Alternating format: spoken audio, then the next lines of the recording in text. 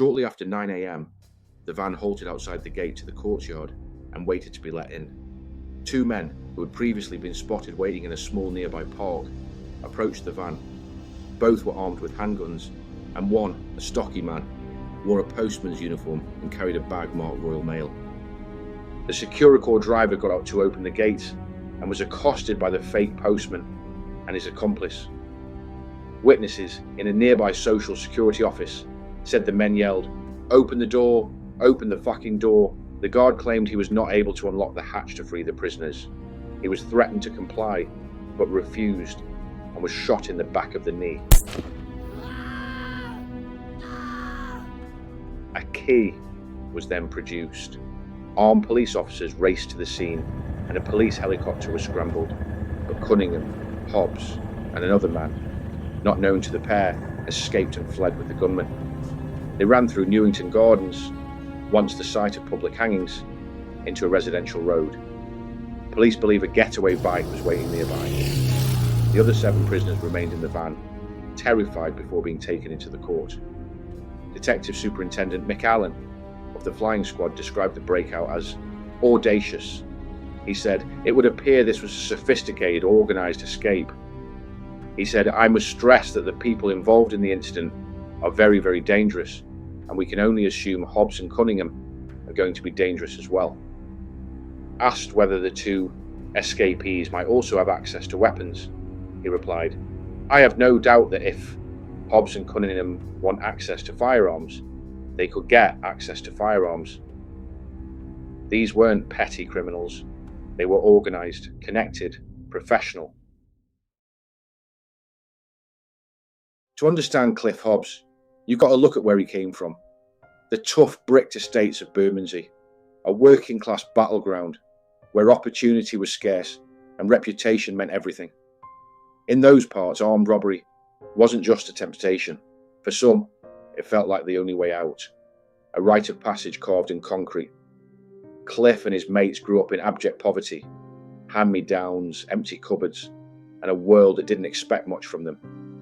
The sticking plaster that held together his cracked glasses said more than words ever could, a quiet badge of hardship, worn without complaint. What they did have was a fascination with the faces who, in their eyes, had made it. Men who had climbed out of the gutter, not by degree or inheritance, but through grit, fearlessness, and firepower. The boys from the blue. A long line of local faces who swapped dead-end jobs for heists, armed hold-ups, and high-stakes crime. Men who tried to escape their surroundings with a sawn-off shotgun instead of a schoolbook. Cliff's nickname, Mumbles, came from the way he spoke, slurred, almost reluctant. According to old school friends, as a kid, a scaffolding collapse left him badly injured, impairing his speech. It also made the academic route near impossible. He wasn't unintelligent, far from it, but school wasn't built for kids like him. A life of crime felt inevitable. And when he took his first steps into it, it suited him. If academia had rejected Mumbles, the streets welcomed him with open arms. Armed robbery came naturally. He was strategic, calm under pressure, and totally committed. By the time the 1980s rolled in, Cliff Hobbs had become one of the most wanted faces on Scotland Yard's radar, a high-profile South London villain who'd outgrown the petty jobs and was now playing in the premier division of the underworld.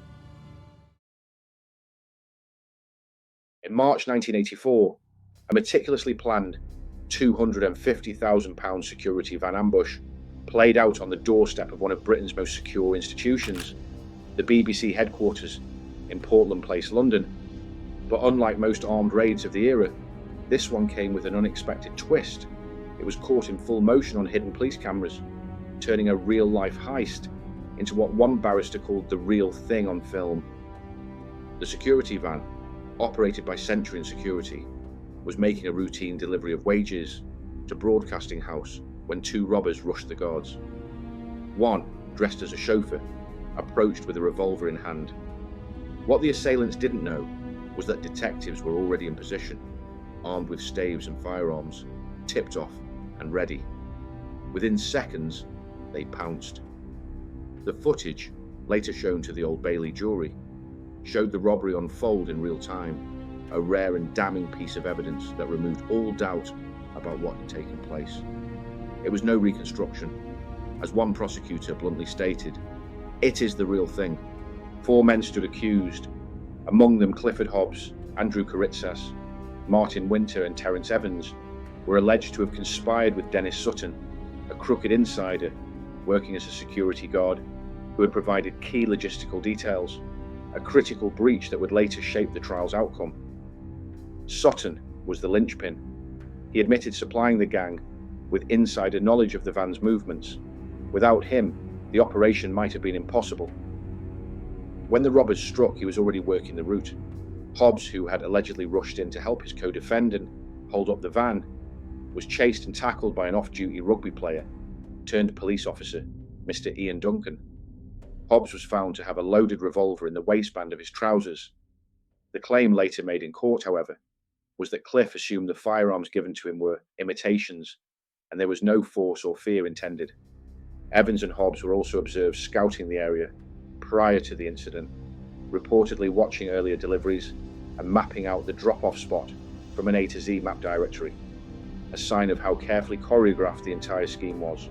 But as the court proceedings unfolded, another twist emerged.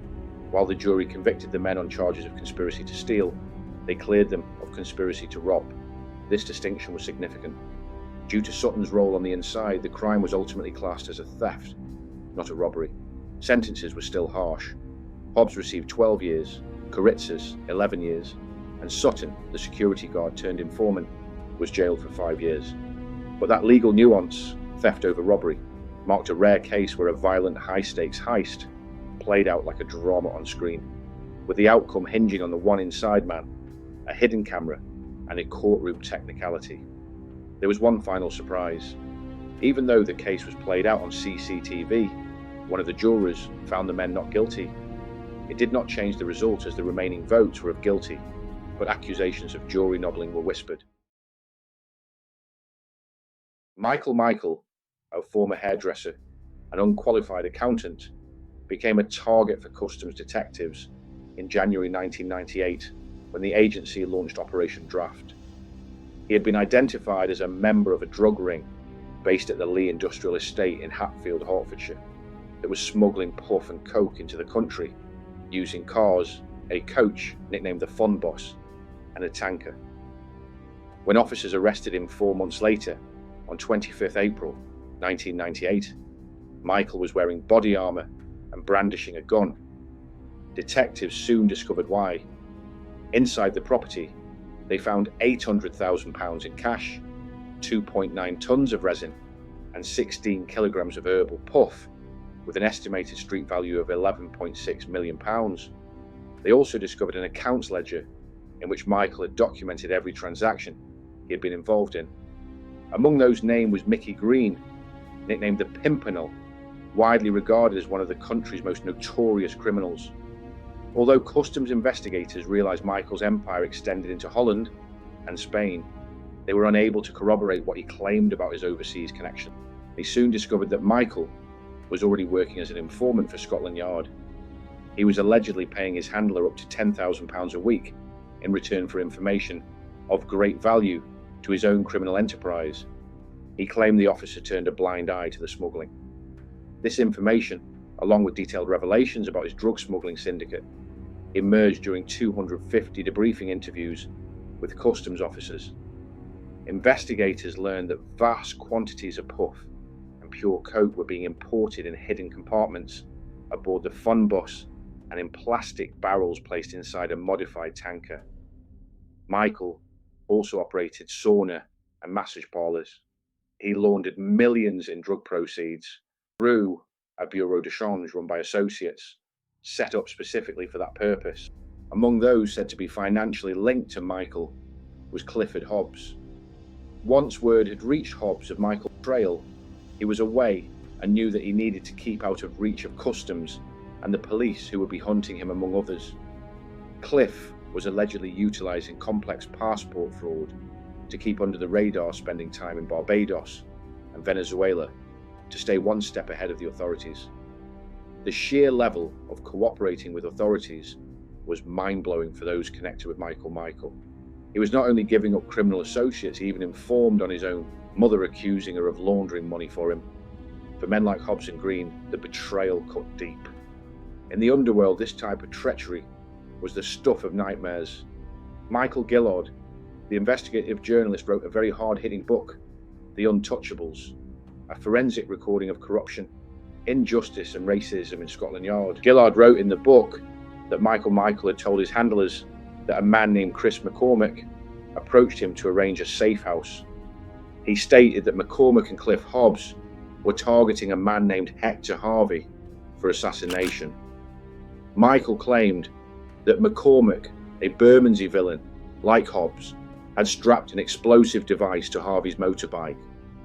Gillard describes Hector Harvey as a professional criminal, but like Michael, secretly worked as an informant for the flying squad. In 1994, Harvey orchestrated an armed robbery that netted over £1 million while on temporary release from prison. According to journalist Michael Gillard, Harvey was playing a dangerous game, straddling both sides, working with criminals while feeding information to the flying squad. The double dealing bred mistrust and rising tension among his associates. One morning, as he pulled back a tarpaulin from his motorbike, Harvey spotted something that made his blood run cold. A hand grenade wired to the bike, rigged to detonate. He narrowly avoided death by noticing the device before lifting the cover fully. While neither McCormick nor Hobbs were ever charged in relation to the attempted bombing, the incident offers a window into the level of betrayal running through the ranks and the extent of Michael informing. He was handing over every last detail on his criminal associates to the authorities. Mickey Green was eventually arrested and charged, with Michael acting as the Crown's star witness, but his credibility crumbled in court when it emerged his police handlers had allowed him to keep £1 million of his criminal earnings. The case against Green collapsed spectacularly. Michael's handler, DC Paul Carpenter, worked with him from 1991 to 1998. Michael would later claim Carpenter was corrupt, alleging he was being paid £10,000 a week. Carpenter was charged and sent to trial, but the Crown Prosecution Service eventually dropped the case. In 2001, Michael was sentenced to 6 years in prison. He never returned to his luxury Hertfordshire home. Instead, he vanished into the witness protection system, this time under official cover, with a new identity and the full protection of the state. As for Hobbs, the collapse of the case against Mickey Green must have brought some relief, but records show he stayed away from England for several more months. When he finally returned, it wasn't business, it was personal. His mother had fallen ill, and wanting to help care for her, he swapped the sun-drenched calm of South America and the Caribbean for the grey, unforgiving streets of London once again. Mumbles' route back into the UK was both clever and oddly comical. Still anxious about the risk of arrest, before confirming with his solicitors that he wasn't wanted, he chose an unlikely path. Instead of a direct return, he went to Disneyland Paris, then boarded a train from there straight into London. The logic was simple. Fewer security checks and plenty of families around made it an ideal cover for a fugitive trying to slip under the radar. A standard prisoner transport run was rolling through the city. 10 men loaded in a Securicor van heading to Inner London Crown Court. It was a routine operation, until it wasn't. As the van pulled up outside the courthouse in Suffolk, the unthinkable happened. A crew of armed men, masked and disguised, launched a brutal and coordinated ambush on the vehicle. One attacker, dressed as a postman and carrying a Royal Mail bag, stepped out grabbing the guards. One was pistol whipped and the other shot in the knee for not complying with their instruction to produce a key to the van hatch. The gang moved with purpose, not to free all 10 prisoners, but to extract 2 specific men. They were due in court over £5 million armed theft conspiracy in Brixton, a high-level plot that hadn't just involved serious money, but also alleged use of firearms and a wider network of operatives. It wasn't petty crime, and this escape wasn't amateur. As the wounded guard lay bleeding, the attackers pried open the van and pulled out their targets. They vanished within seconds, melting into the city, 2 of them never looking back. A witness later described the moment. I was turning to look when I heard the gun go. Then I saw two men running. I came back later and the guard was rolling on the ground, covered in blood. The gang didn't need a big shootout, just speed, disguise, and ruthless precision. A third person who also escaped turned himself in, but Hobbs and Cunningham disappeared, sparking a manhunt across the capital. Scotland Yard described both men as extremely dangerous. Detectives urged the public not to approach. The message was simple: these weren't men who would not be taken easily. After the violent ambush on the prison van in May 2003, Clifford Hobbs vanished.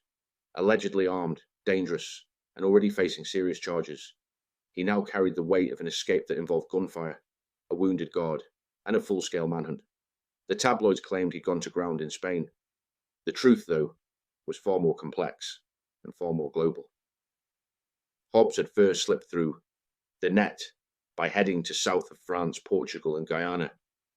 It was only later that he surfaced in Spain, blending in among the British underworld expats and criminals hiding in plain sight along the Costa del Crime.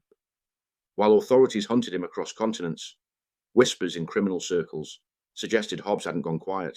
Far from it. He was allegedly involved in smuggling operations while on the run, no longer just a man dodging justice, but an active player, possibly using his flight as cover to move illicit products and cash through shadowy networks. By 2007 in Malaga, Hobbs was finally tracked down and arrested. His capture was a major coup for the British authorities. A man once branded extremely dangerous and linked to high-value theft, firearms, and organised smuggling was now back in cuffs, courtesy of a friend who had betrayed him. But after what had happened last time, a guard shot, a van stormed, and Hobbs vanishing into thin air, the authorities weren't taking any chances. This wasn't going to be a budget extradition on a commercial flight. Instead, they secured a private Learjet, complete with armed escort, high-level logistics, and classified flight details. No one wanted a repeat performance, and most importantly, no one was supposed to know where they were landing. Officials were so paranoid that Hobbs might have inside contacts, even in custody, that they kept the destination secret from almost everyone. The fear was real. What if another team was waiting on the tarmac to spring him loose again? But Hobbs hadn't forgotten how the game worked, and while he no longer had the time or reach to organise another break, he had one last card to play. Calm as you like, Hobbs turned to one of the officers and suggested he already knew the landing location. He named it, the same undisclosed airfield authorities had used to extradite his old friend Kenny Noy years earlier. He was bang on. Panic swept through the escort team. In a mid-air scramble, authorities were forced to change landing plans on the fly, diverting the aircraft to an alternate airfield, Biggin Hill. It cost time, money, and plenty of stress. The operation was thrown into disarray, and all Hobbs had done was suggest an airport. Ultimately, Hobbs had one last laugh. No breakout, no team waiting, just a final cheeky reminder to the system that he still understood how it worked and how to twist the knife just a little on the way back in. This would, however, be a huge turning point in his life. The next chapter would turn his life in one he could never have envisaged. Clifford Hobbs was sentenced to 12 years for possession of a firearm and 6 years for a dramatic prison escape. The sentences were to run concurrently. However, an additional 6 years for conspiracy to steal was ordered to run consecutively, bringing the total to an 18-year indeterminate sentence. That detail would prove crucial later. By the mid-2000s, postcode gang feuds that had been tearing through London's streets were bleeding into the dispersal system, the highest security wings of Britain's prisons. Stabbings, beatings, and power plays became part of daily life. Young men were trapped in a cycle of violence that didn't pause at the prison gates. Clifford Hobbs, once a headline name for his role in a high-profile jailbreak, now found himself serving time as a AA category prisoner, the top tier. A-cats weren't casual offenders. These were lifers, escape risks, men whose names carried weight across the system. In HMP Belmarsh, Hobbs crossed paths with Andrew Pritchard, one of London's most infamous drug smugglers. Back in 2003, Pritchard had been caught up in the notorious cocaine and coconuts case, involving a massive shipment of pure cocaine smuggled into Spitalfields Market. The case was covered in detail by journalist Donald McIntyre, and we'll explore it further in a future documentary. By the time Hobbs and Pritchard became acquainted inside, both had changed. The thrill of crime and ego-driven antics had faded. They found themselves asking deeper questions. What comes next? What does freedom mean if it's just more of the same? What kind of legacy do you leave behind? They also saw what the authorities were struggling to manage: a new generation of inmates, driven by beefs from the outside, loyal to their postcode crews, carrying that same rage into the wings. Violence wasn't just common, it was expected. Together, Hobbs and Pritchard came up with a bold proposal. They approached prison staff with a plan. I'm watching what's going on in the system. I'm watching lots of kids battering each other because of this whole postcode gang thing. And I'm seeing, and things are absorbing slowly but surely with me, James, all right? This is where a change is actually coming, believe it or not, right? And I'm seeing young kids that I know, their parents, their grandparents, you know what I mean, good people, and these kids are wrapped up in this postcode gang thing, and they're killing each other, and they're all there doing 36-year recs, and they all do all these mad things. So I thought to myself, someone's got to think about it, because the system's not doing anything about it. Anyway, another friend of mine, he was inside as well. I don't think you must say it's Clifford Hobbs, Mumbles you call him. You know, he was a double A cat. He came down to double A, but to single A. And again, he's a mature man. And it was like, you're right, you know, at the end of the day, we're both A cats. Let's think about something we can do positive to bring ourselves off of the book, but also let's see if we can make a change. So we got in the ear of the governor, basically, constantly, the safer custody governor, because I was a listener all the time, and said, look, there's a solution to this problem. You know, there's good kids out there who are doing big sentences that really now are tired of this, right? Let's give them some mentoring skills. Let's get them working in a capacity. When the kids come through the reception, first thing they said, oh, they're part of a gang. They turn around and say, no, they're not part of a gang, because they're going to get more bird if they do. So let's earmark them. Let's say, look, we know you're part of the gang. We know you're part of this thing. We'll sit you on a different wing, right? We'll get mediation going between, you know, two of the main guys from those areas, and we'll park it up, right? Anyway, eventually she agreed to do it. She's got 8 good mentors, 8 guys who knew the gang thing inside out. We brought them in, we trained them, and then basically it was introduced into the prison. It's called one postcode. And what happened was massive reductions in the assaults. And then, of course, it means officers ain't got to be walking around free-handed from A to B every single wing with the inmate. You know, people visits ain't going to get turfed at because there's a fight and the bell goes. You're not going to be constantly banged up. And then it was a cycle, and I realised, actually, I'm doing some good stuff here now. Good stuff is starting to work and starting to happen. Years earlier, while on remand during the cocaine trial, Pritchard had met a sharp-minded prisoner named David Freddie Frederick. After Pritchard was acquitted and released, he set up Reformed Studios, a fully equipped media and training hub in Essex, with facilities for music production, catering, green rooms and education. Freddie joined him on the outside. He undertook formal training, earning his level 3 PETL qualifications in conflict resolution and mediation. Together, they formed a non-profit reform foundation aimed at bringing structured rehabilitation and mentoring back into the system. Outside the walls, the project gained traction. It was backed by respected names like the Bowers brothers from Canning Town's Peacock Gym, ex-cons turned community leaders who had used boxing to rebuild their lives. They threw their weight behind one postcode, helping raise funds and visibility. The idea had roots, now it had legs. Then came the results. Violence across the dispersal wings dropped by half. The atmosphere shifted. There was still tension, still ego, but the script had changed. For Clifford Hobbs, it became a mission. The same energy and organisation he once poured into criminal enterprise, he now channeled into mentoring. He didn't glamorise the past. He didn't chase headlines. He got on with the work, quietly, consistently, seeking redemption through his work rather than meaningless words. Even after his release, Hobbs stayed the course. He understood the weight of his past, the pain it caused others, the impact on his family, and the victims left in his wake. There was no return to bravado, no craving for status. Instead, he focused on steering young men away from the same road that had cost him 2 decades of freedom. The One Postcode initiative proved that change isn't just possible, It's powerful. Spearheaded by reformed prisoners, working alongside progressive governors, the program slashed violence, fostered unity, and gave young offenders a tangible way out of the cycle. It was more than theory, it worked, and it worked fast.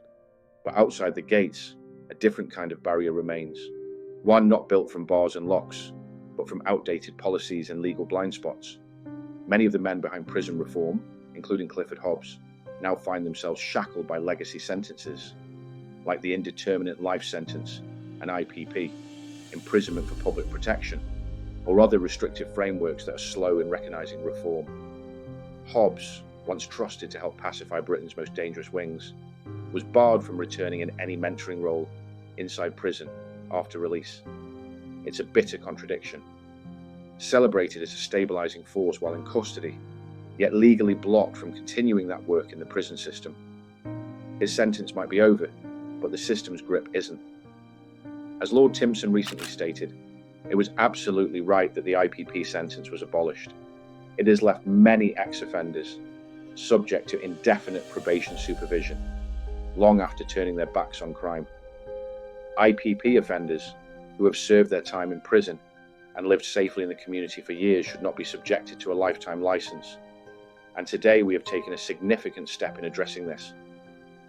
Despite the official abolition of IPP in 2012, hundreds of men remain tethered to its consequences, enduring indefinite licence periods, restricted travel, and suffocating oversight that prevents them from living full lives or contributing meaningfully to society. The implications stretch far beyond individual hardship. Family life is disrupted. Attendance at funerals, mentoring events, or community projects often requires clearance that takes weeks or is flat out denied. Probation services, already overwhelmed, become gatekeepers in a process that leaves no room for nuance or common sense. It's a cruel paradox. Those best positioned to help stop reoffending are often the ones least supported to do so. Organisations like the AP Foundation, founded by Andrew Pritchard, are proving that lived experience is not a liability, it's an asset. These are people who faced the system, survived its harshest corners, and emerged committed to steering the next generation away from the same path. If we're serious about ending the cycle of violence, then policy needs to catch up with reality. We can't afford to waste the insight, credibility, and momentum these individuals carry. This isn't about leniency, it's about logic. It's about recognizing that rehabilitation isn't finished at the gate. It has to be allowed to continue outside it. Until we remove the blocks still holding them back, we will keep losing the very battle we claim to be fighting.